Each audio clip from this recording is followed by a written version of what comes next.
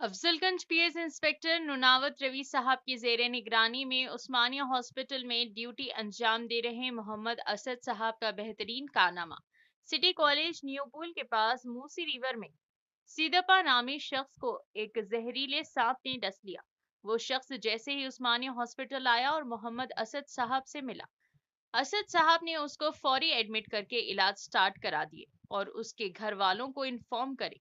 Time पर इलाज start होने से उस शख्स की जान बच गई। आइए नाज़रीन देखें हमारे नुमाइंदे अब्दुल रऊफ की रिपोर्ट। मैंने वो एकदम कम नहीं, ज़्यादा एंटीबायोटिक भी नहीं ले सकते मनोज भाई, ज़्यादा एंटीबायोटिक भी नहीं ले सकते।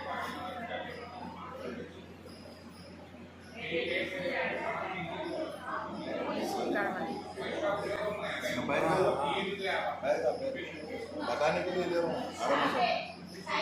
हाँ दीजिए जरा। हाँ पैर का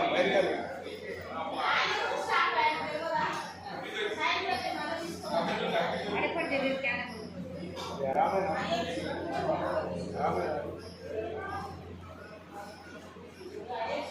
बस निकाल।